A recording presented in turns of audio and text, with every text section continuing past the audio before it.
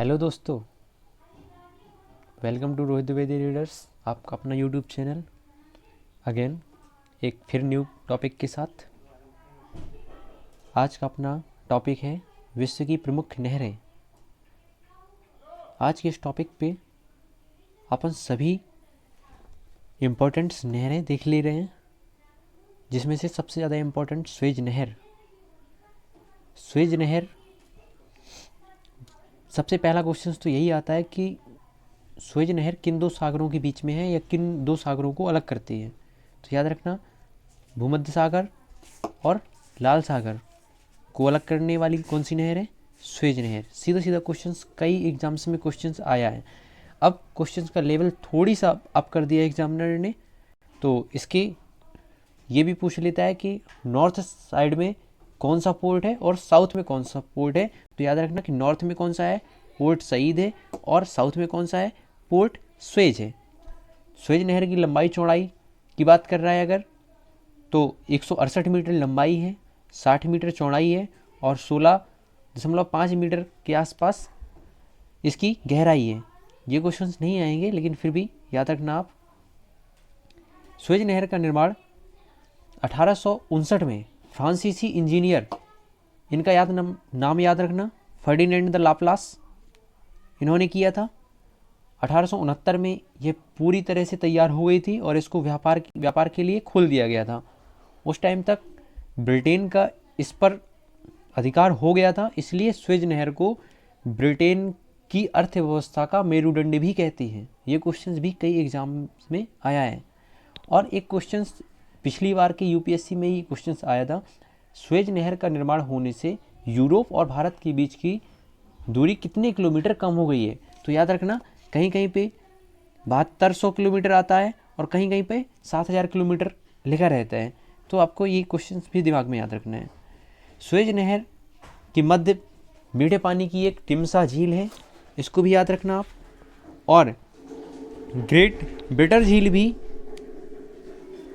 इसके दक्षिणी भाग में स्थित है। इस नहर के पश्चिमी किनारे पर एक इस्लामिया नगर है। याद रखना, 1956 में मिस्र के द्वारा इसका राष्ट्रीयकरण कर दिया गया था और मिस्र की राजस्व का एक अहम स्रोत है स्वेज नहर।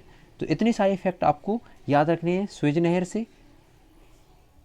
सेकेंड्स, पनामा नहर। पनामा नहर स्टार्टिंग में पनामा नहर पर किस देश का अधिकार था? तो स्टार्टिंग में याद रखना आप, 1914 के आसपास इसका निर्माण हुआ था और प्रारंभ में अमेरिका का आधिपत्य इस पर रहा। सन 2000 में पनामा देश ने इस पर अधिकार कर लिया था और इसमें जलपास प्रणाली भी है। कैरेबियन सागर और प्रशांत महासागर को जोड़ती है ये भी याद रखना। और पनामा नहर में गाटोन झील है, तो यहाँ से भी क्वेश्चंस आता है। इसके अलावा ग्रेट लेक, यहाँ से भी बहुत सारे क्वेश्चंस आते हैं। सबसे पहले तो एक आसान सी ट्रिक याद रखना है आप इसको, क्योंकि इसके क्रम को लेकर एक क्वेश्चंस आता रहता है। तो मैंने एक ट्रिक बनाई हुई है, सुपर मिशन है ई आंटी। इससे आपको पांचों जो झीलें हैं, पांचों महान झील क्रम से याद रहेंगी। सुपर से हो जाएगा आपका सुपीरियर, मिशन से हो जाएगा आपका मिशिगन, है से हो जाएगा ह्यूरॉन, ई से हो जाएगा इरी और आंटी से हो जाएगा ओंटारियो। अब इसके बारे में आपको एक फैक्ट तो यही याद रखना है, सुपीरियर जो झील है विश्व की सबसे बड़ी ताजे पानी की झील है, सबसे बड़ी मीठे पानी की झील है, याद रखना। मिशिगन से आपको ये याद रखना है कि ये यूएसए में, मैं भी थोड़ी देर में मैप दिखाऊंगा आपको, ये यूएसए में पूरी तरह से स्थित है मिशिगन। शिकागो शहर, शिकागो कैसे भूल सकते हैं हम, 1893 याद रखिए, स्वामी विवेकानंद प्रथम विश्व धर्म सम्मेलन, जहाँ पर भारत का एक अलग परचम लहराया हुआ था, भारत को एक अलग पहचान मिली हुई थी। तो शिकागो शहर मिशिगन झील के ही किनारे स्थित है। शिकागो शहर से क्वेश्चन से याद रखना, विश्व की सबसे बड़ी मांस की मंडी कहाँ पर है? शिकागो में ही है, इसलिए यहाँ पर मांस उद्योग बहुत अहम है। विश्व का सबसे बड़ा रेलवे जंक्शन अगर पूछा जाए तो वो भी शिकागो में है, यातायात का चौराहा कहा जाए तो वो भी शिकागो में है। शिकागो को और क्या कहते हैं? धूम्र नगर बोलते हैं, हवा वाला शहर बोलते हैं और गार्डन सिटी भी बोलते हैं। इतने सारे क्वेश्चंस आपको शिकागो से याद रखना है। इसके अलावा इरी और ओंटारियो के बीच में ये आपको लाइन दिख रही होगी, मैंने ये बनाई हुई है, नियाग्रा झील, नियाग्रा नदी, आपने नियाग्रा जलप्रपात सुना होगा, तो नियाग्रा नदी इरी और ओंटारियो के बीच में स्थित है। तो यहाँ से आपको ये क्वेश्चन याद रखने हैं। नेक्स्ट चलते हैं। और इसके अलावा यहाँ से सुपीरियर झील और ह्यूरॉन झील, देखो हमने क्रम से लिखे हैं, फर्स्ट और थर्ड को मिलाएंगे आप तो क्या बन जाएगा? सू नहर बन जाएगी। खूब क्वेश्चन आता है, सू नहर किन दो झीलों के मिलाने से बनती है? तो सुपीरियर और ह्यूरॉन। इसी प्रकार से सेकंड और फोर्थ को मिलाएंगे हम तो ये हमारी इरी नहर बन जाएगी। ये भी क्वेश्चन आता है कि मिशिगन और इरी को मिलाने से कौन सी नहर बनती है? तो ये तो आसान है कि इरी से इरी नहर हो जाएगी। सुपीरियर से सू निकाल लो यहाँ पे तो सू नहर हो जाएगी सुपीरियर और ह्यूरॉन से। मिशिगन और इरी से क्या हो जाएगा? इरी नहर हो जाएगी। इसी अब यहाँ पे याद रखना, अभी फर्स्ट और थर्ड को मिलाया, सेकंड और फोर्थ को मिलाया, लास्ट में हम फोर्थ और फिफ्थ को मिलाएंगे तो यहाँ पर हमारी कौन सी बन जाएगी? वेलेंड नहर। इरी और ओंटारियो के मिलने से कौन सी नहर बनेगी? तो याद रखना वेलेंड नहर बनेगी। क्वेश्चन खूब आता है ये वाला। नेक्स्ट चलते हैं। ये आप मैप देख लीजिए, ये हैं महान लेक्स, ग्रेट लेक्स ये हैं, ये सुपीरियर यूएस और कनाडा की सीमा पर हैं। और याद रखना कि यूएस और कनाडा की सीमा को अलग कौन करता है? तो 49 डिग्री समानांतर। ये याद रखना, ये लाइन इसको विभाजित करती है कनाडा और यूएसए को। सुपीरियर ये हो जाएगी, ह्यूरॉन ये है, ये भी सीमा पर है, लेकिन हमने कहा था मिशिगन पूरी तरह से यूएसए में स्थित है तो मिशिगन ये है। ओंटारियो और इरी यहीं पर नियाग्रा फॉल्स मिल जाएगा आपको। इस प्रकार से आप मैप देख रहे हैं।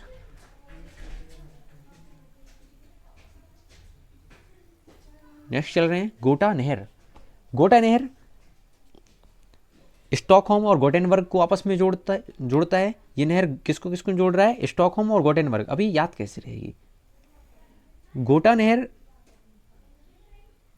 स्टॉकहोम, याद रखना कि गेट, गोटा से क्या याद रखना है आपको? गेट, गोटा से गेट रखना है। और गेट कहाँ होते हैं? गेट होते हैं हमारे होम में।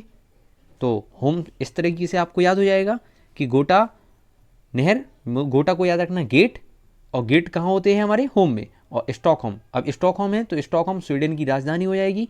तो स्वीडन आपको याद हो जाएगा कि गोटा नहर किस देश में है? स्वीडन में, जो कि यूरोप का एक देश है। इसके अलावा अब आपको यहाँ पर याद रखना है कील नहर, उत्तरी सागर नहर और न्यू वाटरवे। इनमें तीनों में एक चीज़ कॉमन मिल जाएगी, उत्तरी सागर। क्या कॉमन मिल जाएगा आपको? उत्तरी सागर। उत्तरी सागर से आपको याद रखना है कि कील नहर में बाल्टिक सागर, कील नहर किस किस से मिलकर बनेगी?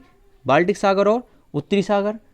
उत्तरी सागर नहर किससे मिलेगी? तो उत्तरी सागर तो हो ही गया, और एम्स्टर्डम।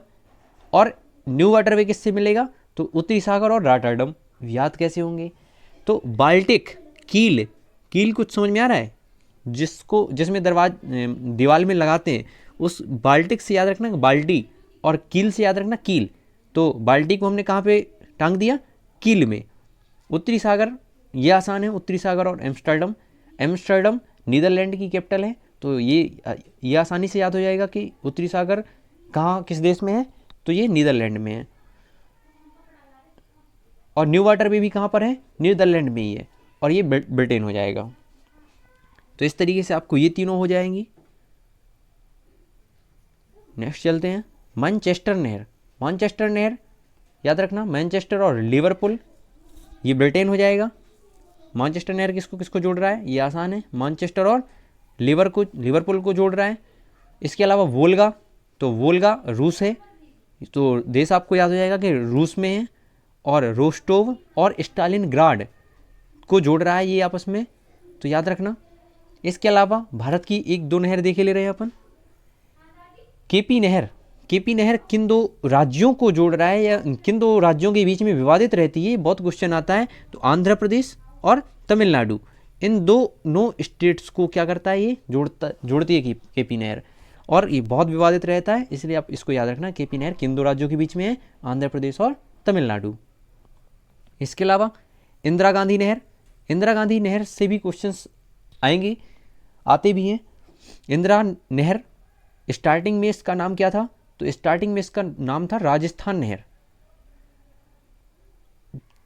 कहाँ से निकलती है, ये निकाली गई है हरिके बैराज, पंजाब से निकलती है ये, और राजस्थान के मध्य भाग तक जाती है।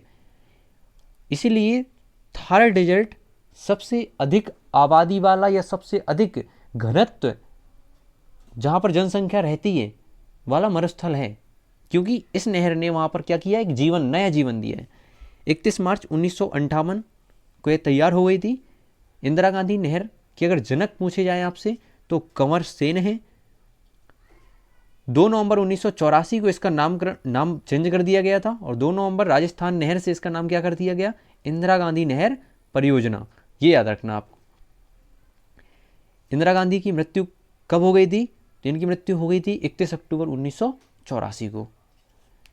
यदि आपको वीडियो हेल्पफुल लगा हो तो अपने दोस्तों के साथ में शेयर करिए और सपोर्ट करिए,